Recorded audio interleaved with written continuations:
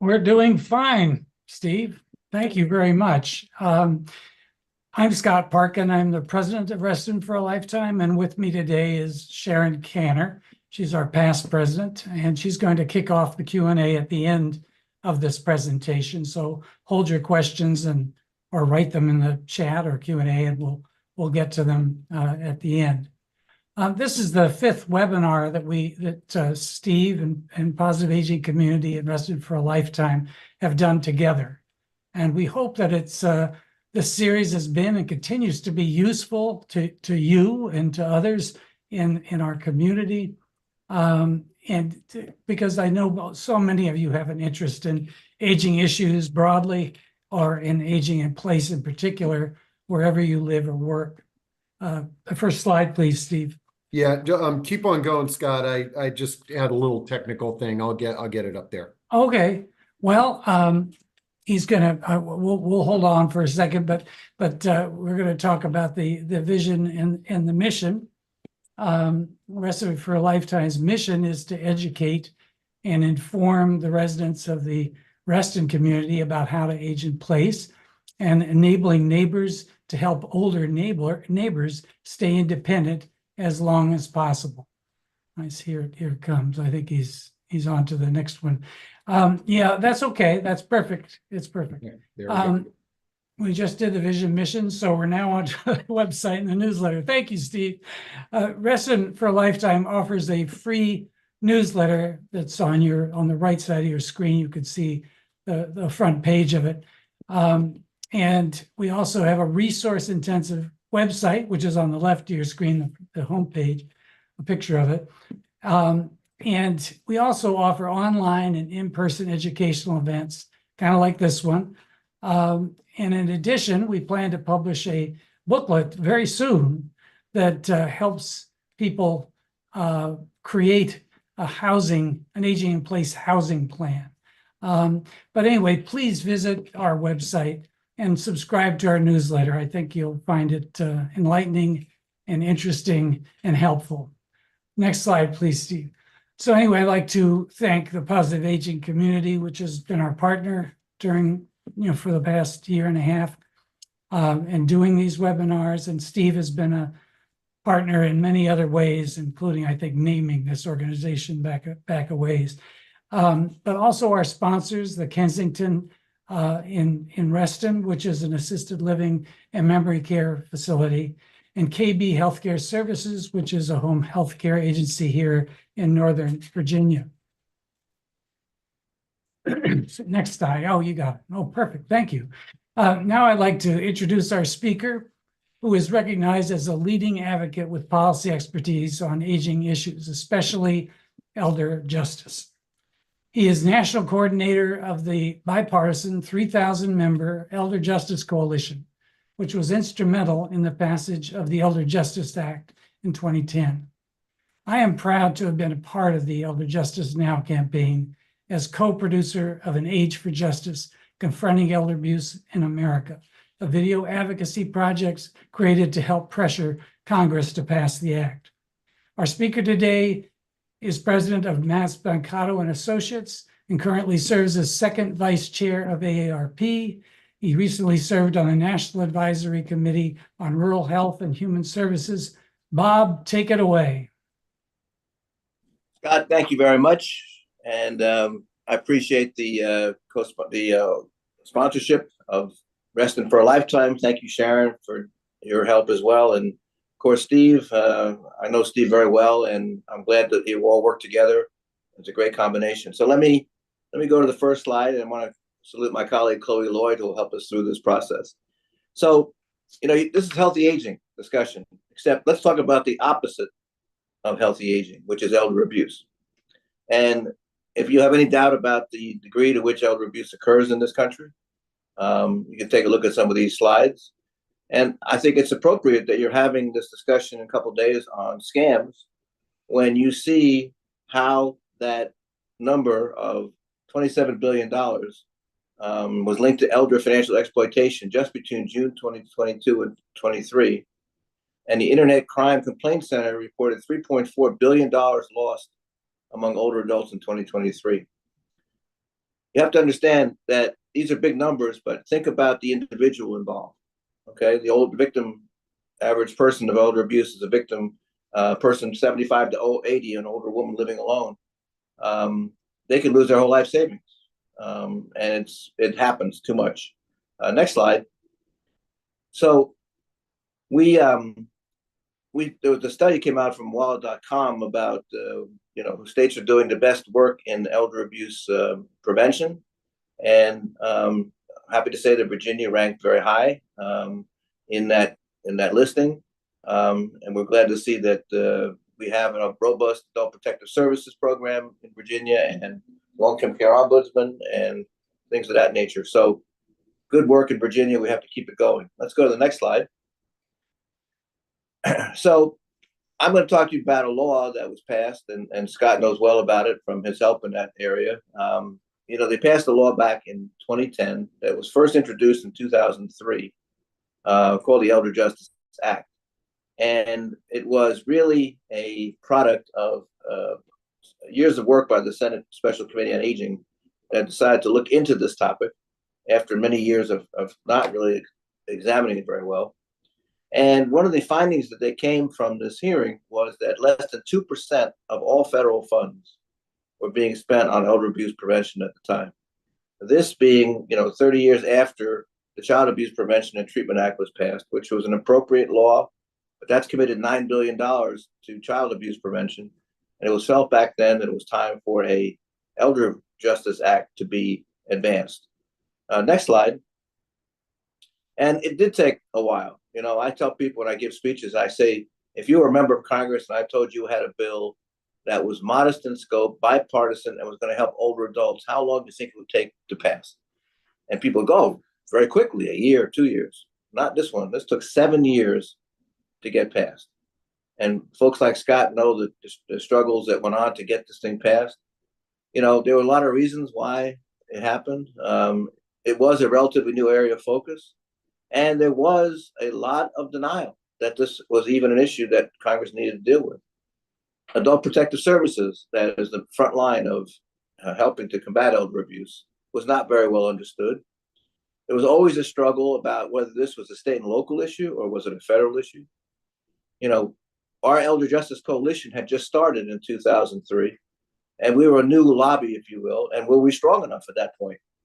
And then finally, an issue that still is an issue today in this space is ageism. With this denial was tied to the notion that elder abuse really didn't exist. So all these things contributed to this long process of getting this law done. Next slide. So, the law did pass ultimately in 2010 as an amendment to the Affordable Care Act, which was both good and bad. It was good because it became a law.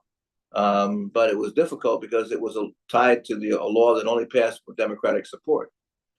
But notwithstanding that, there have been important implementation resulting from the Elder Justice Act. The first one, and it sounds like an inside Washington term, but the Elder Justice Coordinating Council is what we should do more of in this country. You take all your federal agencies that are working in a given area and have them come together so they can develop a comprehensive and coordinated plan for dealing with elder abuse. There are now 14 different agencies in this Elder Justice Coordinating Council. This Elder Justice Act also created for the first time a home for adult protective services in the Administration for Community Living. The Elder Justice Act helped create a report that was issued by the Department of Justice called the Elder Justice Roadmap, where a lot of stakeholder involvement was there. And they made a bunch of key recommendations, some of which are now starting to take better form, including research on the number of individuals with cognitive issues that are becoming victims of elder abuse. And we also call for how we quantify the cost of elder abuse to the country and to the individuals. And then finally, it also established a national center on elder abuse, which is very important to the whole work in this federal government level area. Next slide. So, the law passes, as I said, in 2010. And then, many of you went to school when you had a little pamphlet that was called How a Bill Becomes a Law. Well, they left a few things out in terms of the deep understanding of that. Passing a bill is different than funding a bill. You can pass a bill authorizing X amount of money to be spent over X number of years. But you have to go to a second step called the appropriation process, okay, where the actual funding from year to year gets done. And this has been a struggle from the very beginning, in part because, as I mentioned earlier, it was attached to the Affordable Care Act, but it was also a new program with very little history of federal funding. And it was discretionary funding versus mandatory funding. And you can just the words alone tell you, discretionary means a year-to-year examination, mandatory guarantees funding from year to year. So these are all issues that led to the struggle that we've had to go through with this law. Next slide. There are a number of resources that tied into the Elder Justice Act. The Senate Aging Committee happens to have a very important fraud hotline that a lot of people take time to report to, which is good. The Social Security Administration has ongoing training for 64,000 staffers who are in the field to protect against financial abuse. The Consumer Financial Protection Bureau helps state and local groups develop elder fraud prevention and response networks. And the Elder Care Locator, run by U.S. Aging, provides resources and services based on your location. These are resources that really grew out of the passage of this Elder Justice Act, and they're very important in our work going forward. Next slide. Then we have the campaign that just occurred last week, the World Elder Abuse Awareness Day campaign. World Elder Abuse Awareness Day is June 15th of each year. And it was created by a woman named Elizabeth Podniks, who headed the International Network for the Prevention of Elder Abuse and the World Health Organization at the United Nations. World Elder Abuse Awareness Day is a call to action for our society's individuals, organizations, and communities to educate each other on how to identify, address, and prevent abuse. And there are activities going on around the country. I've participated in a number of them over the last 10 years. It really does generate activity at the local level to focus attention and awareness about elder abuse and how to prevent it. Again, another product of the work of the Elder Justice Act. Next slide. Then we have in activities at state level, we have mandated reporting. Most states, with the exception of New York, have what they call mandated reporters, people who are required to report elder abuse if they detect it and report it to Adult Protective Services, who then respond to and investigate reports of abuse in the community, but also they are on the front line of preventing elder abuse through education and awareness. You have a long-term care ombudsman program that responds to abuse that occurs in a licensed care facility, such as a nursing home, board and care facility, or assisted living.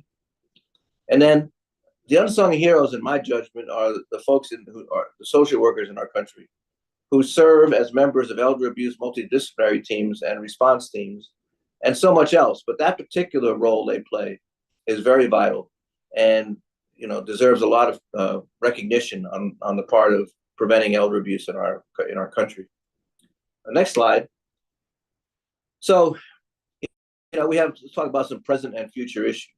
Okay, the issue of ageism in this topic is still real. Why is it such a struggle for us to address elder abuse and provide the necessary resources to combat it? Sometimes discrimination against older adults might masquerade as fiscal conservatism or overall gridlock. That's an excuse that's used sometimes. But, we wonder how we pass laws for child abuse, family violence, violence against women, and we struggle to get funding for elder abuse and elder abuse prevention. But we do have a real funding issue right in front of us right now. During the pandemic, there were a rash of pandemic scams, and I'm sure this will come up in your program later this week, where older adults were being victimized to be told to go down here to get a vaccine, which they could get for free, but somebody would charge them or put them in line ahead of other people, all kinds of things that were generated during the pandemic. And what happened was members of Congress were getting calls from their constituents saying, what's going on? How do we stop these things? And their answer was, what's the current law that's on the books that addresses elder abuse prevention and scam prevention? That turned out to be the Elder Justice Act. So suddenly this program that only got just over, actually it's over $100 million in funding from 2010 to 2020, suddenly got $376 million in just 4 months. The good news was that money was needed and it was available, but the bad news, it was only temporary money, meaning once it was utilized for the purposes during the pandemic, there was no guarantee it would be continued. And I will say and commend our friends from the Adult Protective Service world. They did a wonderful job in using the money that they were given, sudden money they were given. But now our fight is to keep the rug from being pulled on this funding, on this fund. And there remains a possible effort before the end of the year in what they call a lame duck session of Congress to retain at least $188 million in funding for adult protective services. This is one of our top priorities, and we're continuing to work on that. And we want to call out Congressman Richard Neal from Massachusetts, who is spearheading the effort in the House, and we look forward to working with him. Next slide. The second funding issue we have to deal with is the funding under normal circumstances for the fiscal year that begins on October 1st. Okay, we have two goals. We want to see funding increase for adult protective services from $15 million to $100 million, and funding for the long-term care ombudsman increase from $22 million to $50 million. And you know, both of these are strong programs that are leading the effort to prevent elder abuse. And the scenario is the House is beginning its work on appropriation bills right now. The Senate is expected to start their work next month. Nobody expects that they'll finish their work by the time the fiscal year ends. So what you end up with is what they call a continuing resolution, where you get funded at the current levels through a given date. If that's the case, that means that the ombudsman program would get keep $21 million in funding, and APS would only get $15 million. But our effort is to get those numbers up, as you can see. And again, anyone that's interested in helping us, we'll tell you at the end how to reach us and how to join this effort. Next slide. So this just gives you a little chart to illustrate what I had earlier said about how long a struggle it was to get to the funding level. And all of a sudden you have that spike in funding caused by the pandemic relief bill that we're very appreciative of, to say the least. Next slide. Then we have the other effort that's going on to reauthorize the current law, the Elder Justice Act, and modernize it. If you know anything about the legislative process, laws are passed with a date of expiration at the end of it. And let's say it's a 3-year or 4-year bill. You look at it when it's time to renew it and say, what do we need to extend? What do we need to change? What do we need to modernize, the services? And again, Congressman Neal and Senator Wyden have been very involved in developing an Elder Justice Reauthorization and Modernization Act bill that first introduced back in April of 2023. It would continue the support for APS, Adult Protective Services, the Ombudsman, but would create 3 new programs to address medical legal partnerships, strengthen the long-term care workforce by increasing staffing in nursing homes, and a new grant program that would go to localities to help them address the issue of social isolation and loneliness. And this bill would authorize the $4.5 billion in funding. But again, the difference between authorization and appropriation comes to bear should this law pass. Next slide. So while we wait for legislation to pass, there is progress that's going on. As I mentioned earlier, the Elder Justice Coordinating Council, you have 14 different federal agencies working together. Agencies like the Social Security Administration, the FBI, the Postal Service Inspection System, the Social Security Administration, Department of Justice. They all work to say, what's the most comprehensive and coordinated approach we could use to use our resources most effectively to address elder abuse? And they just celebrated their 10th anniversary, and they've done wonderful work. And if you're looking for an example of bipartisanship, 3 administrations have maintained their commitment to this EJCC. The Obama administration, which started it, the Trump administration, which continued and grew it, and of course the Biden administration. There's been no interruption caused by any change in leadership in the work of the Elder Justice Coordinating Council. The other progress that is important is that the first ever rule on adult protective services was released in May by the Department of Health and Human Services to allow us to have more standardized approach to the work of adult protective services and to, basically guide their work, because they've never had any guidance from the federal level through regulations, but they now have it, and we're very pleased that they did this, and we're working to see it get implemented properly. Next slide. So let's talk about the road ahead. Okay, let's start with the reauthorization, renewal of the act. We're asked this question: can we get it done in this Congress, or are we going to have to start all over again in 2025? I think it's a little too early to tell right now, but from an advocacy standpoint, we're working to try to get it done this year. The Older Americans Act, the larger bill, many of you are familiar with it when I talk about Meals on Wheels or senior centers, but it also has a section Title VII of that act that provides funding for elder abuse prevention activities and for the long-term care ombudsman. That process is underway, and the Senate is leading the effort with a bipartisan working group of senators, including Senator Kane, who's taking a great leadership role in the reauthorization of the Older Americans Act. And we feel that this law, if they stay in the schedule they're on, could well be done before the end of the year. And then, we are involved and have supported the notion of having some minimums for staffing in nursing homes. The administration has released a report on that. They released a rule on that. It's being contested by some in the Congress who are trying to scrap those minimums. We are fighting with the advocates to keep the staffing minimums there, and we're hopeful that they will remain in effect. Next slide. So at the end of it, it's all about advocacy. I'm sure people who are on this webinar and who joined the positive aging, pro-aging community, you know about advocacy. And there's no good policy without some degree of politics. Okay? And there's certainly no good or meaningful policies for older adults without all of us advocating for it. Because with elder justice and elder abuse prevention, it's about you being a voice for those who need one. Because we do know that a victim of elder abuse is never the same, whether they're physically abused or neglected or financially exploited. And I always say in our work, and I go to forums around the country and I say to people who are interested, or we contact the folks that contact us on our website or on our email, we just say, if your advocacy prevented even one case of elder abuse, what more motivation do we need than that? And that's what keeps us going. I hope if this interests you, you can get in touch with us. I think we have a resource page that would be coming up next as a slide.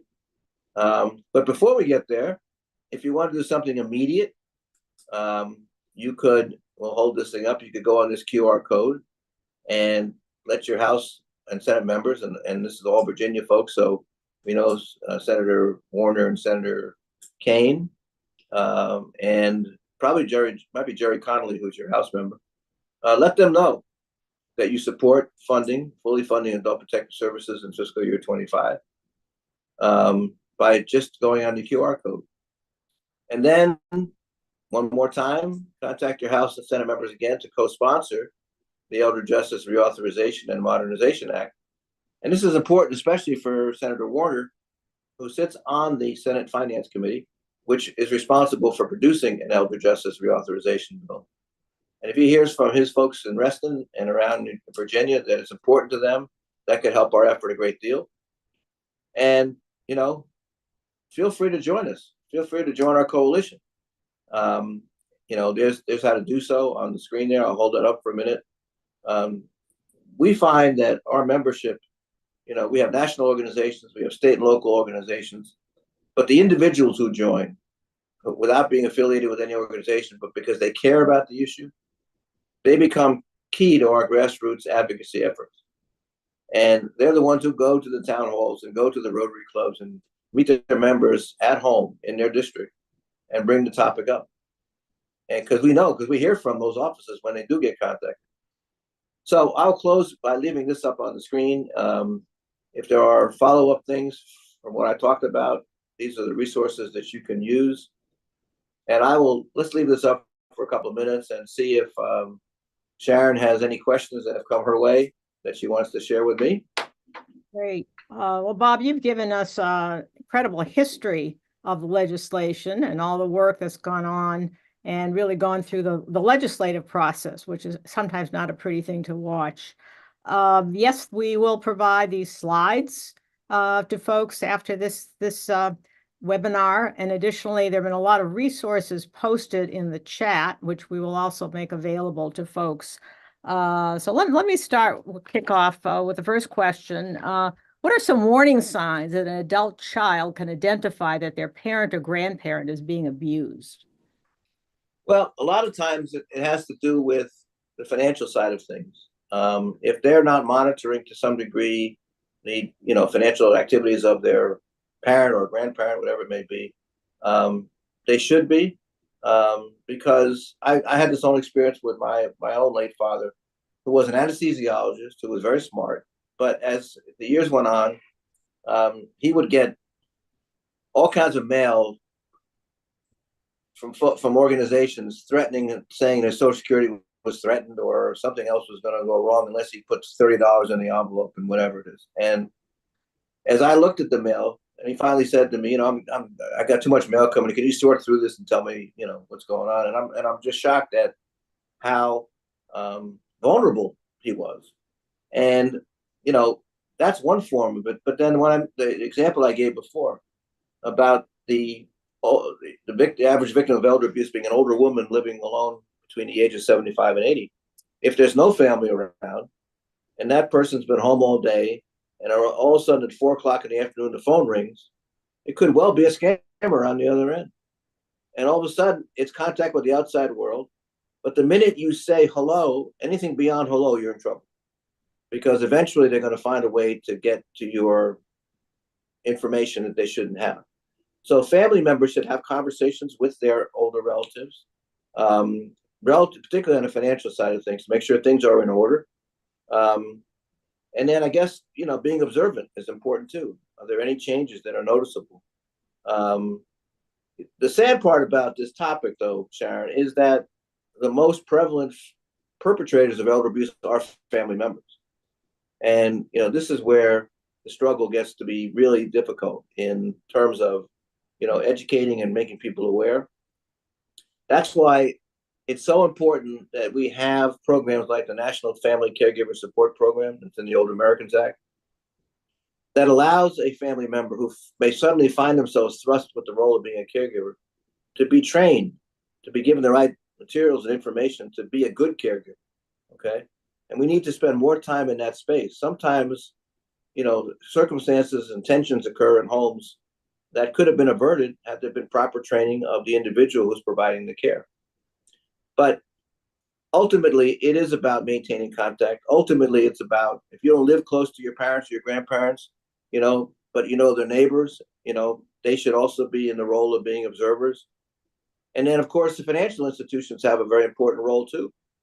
Because if all of a sudden some strange activities are occurring in a bank account, that needs to get reported. And happily, there are laws now in the books that encourage that very thing to happen.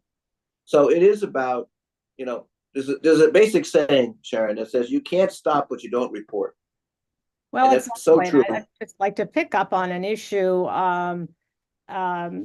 Visiting, my parents are long gone, so we're trying to help a friend who's been in some type of hospitalization or nursing home for now up in a year.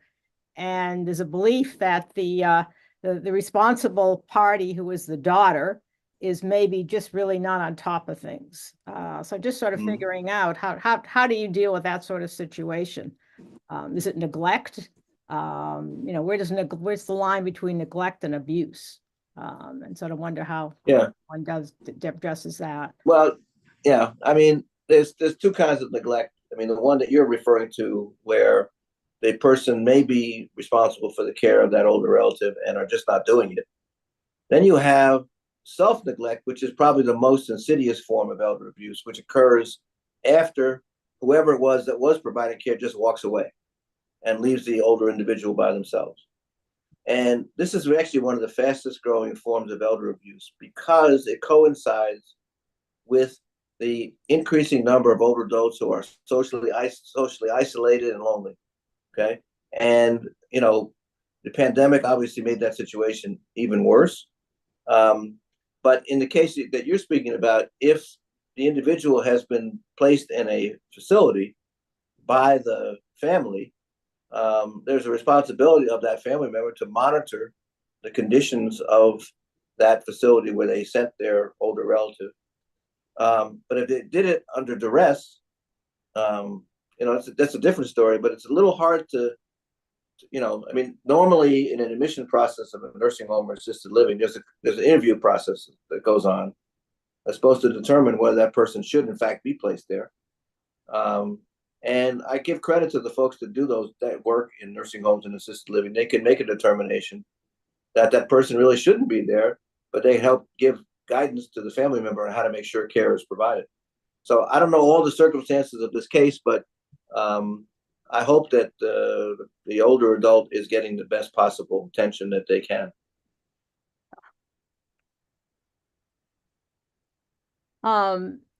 Your thoughts on the renewal of the Elder Justice Act, and you also mentioned the fact that this is bipartisan, and also make the observation that we are an election year. We have actually it's primary day in across the country, at least in Virginia and Maryland. And you mentioned that Senator Warner is serving on finance.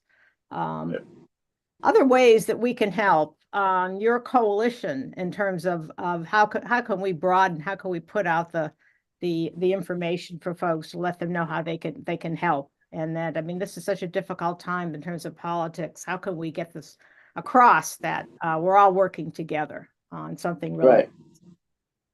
Well, let me take the senators first. I mentioned Senator Warner, who has been a strong supporter of the Elder Justice Act, and I've testified before his committee, and he and I have had our own conversations about it. So I have no concern about his involvement. Senator Kane is actually one of the 8 senators in the working group I mentioned that has started work on the Older Americans Act, and he's totally aware of the issue of elder justice. And I think if folks are going to communicate with the two of them, just say 2 things: thank you for your work so far, but keep pushing. Okay, keep pushing so we can get this done this year. On the House side, it's a little more complicated, and because the House, the majority, the Republicans in the majority in the House have not sent any signals that they're even interested in renewing the Elder Justice Act. And so, if your House member is a Republican, I don't think that's the case where you are, but I may be wrong. If they are, or you have relatives or neighbors or friends who are represented by a Republican in either the House or the Senate, they need special attention to be asked to co-sponsor the Elder Justice Reauthorization Bill. If we get one co-sponsor from the Republican side, which used to be very easy to do, but it's not so easy in this environment, I'm told by the leaders on the Senate side and the House side, if we get one Republican co-sponsor, the bill can start to move. So if anybody has that representation of a Republican House member or Senate member, just go after them and ask them to co-sponsor the Elder Justice Reauthorization Bill, and that would do us a lot of good.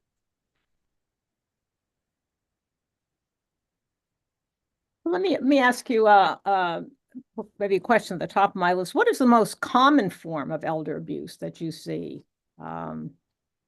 Statistically, the most common form is financial abuse or financial exploitation, such as the scams that you're going to be focusing on in a later program that you have. Mm-hmm. But you talk about the scam artists in this world are amazing in terms of how current they are and how imaginative they are and how evil they are all at the same time. And their capacity to take advantage of a vulnerable older adult is just atrocious. But it's real. You really can't escape it. And you also are dealing with a generation, particularly a boomer generation, that has more resources and making them even a bigger target. So we have to spend more time doing just what you're doing when you're having that program to talk about how you avoid scams. I'm on the board of AARP, as was mentioned, and they do a marvelous job of addressing financial fraud issues related to older adults. The second most prevalent form of elder abuse statistically is self-neglect, which is probably the hardest one to do legislative work around. You know, we just have to recognize that we have a national crisis of isolation and loneliness involving all generations, but especially older adults. And what we have to do is, as we move toward legislative efforts to combat loneliness and isolation, we got to bring elder abuse prevention into that conversation, because they're connected. And a lot of times, you know, I mean, I'm here right now speaking at a conference on nutrition and health, right? And one of the big problems facing older adults is malnutrition. Well, malnutrition, in some degree, is a byproduct of self-neglect and isolation and loneliness. So one of our responsibilities as advocates is combine and link these issues together to make it a larger, compelling issue for Congress to address. And that's exactly what we try to do with the Elder Justice Coalition. That's what a lot of other organizations do that we work with. And I saw in the chat that one of our wonderful organizations, National Association of Social Workers, and Chris Herman are on this webinar, and they're very, very helpful to our work.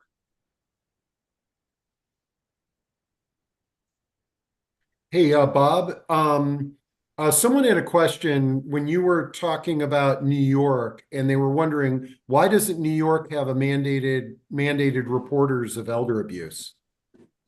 Yeah, that's a good question. I actually don't. I wish I knew the answer to that. I know there's been an effort to try. In fact, they had a study which I thought was going to make the difference in terms of getting this done. They did a study that said for every one case of financial elder abuse that occurred in New York, there were 24 cases that went unreported. Okay, and that's, you know, you can't address these issues unless they're reported. So I don't know the specific reason why not. I just know it stands out in my mind as a problem.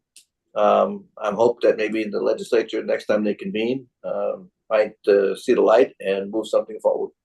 Great. And C. Donnelly has a question. This is a good one here. If financial institutions are required by law to report suspicious withdrawals to the authorities, are they also required to contact the possible victim to find out about the transactions and express their concerns?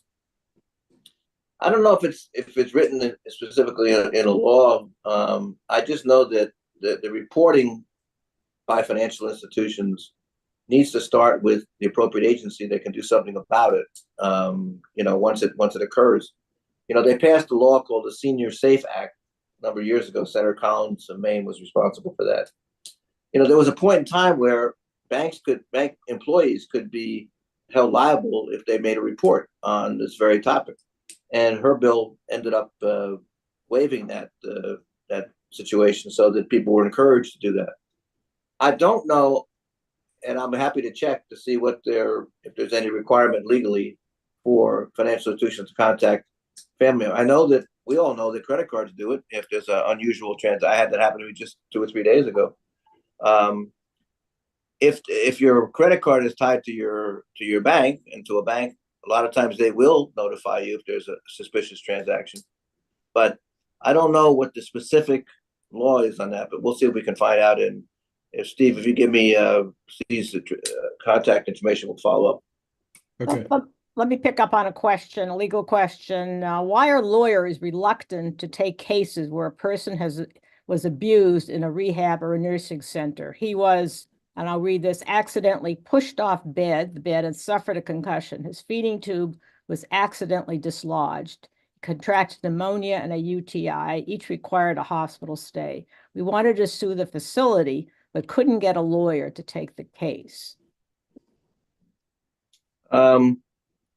That's unusual in my book because, you know, I know many good lawyers, elder law attorneys, and folks of that nature who would take those cases and pursue them aggressively to address it. So if this case is still, you know, active, so to speak, they might want to consult with the National Academy of Elder Law Attorneys and see if there's one in their area, because they list who among lawyers across the country are certified as elder law attorneys, and more than likely that individual would be happy to pursue a case.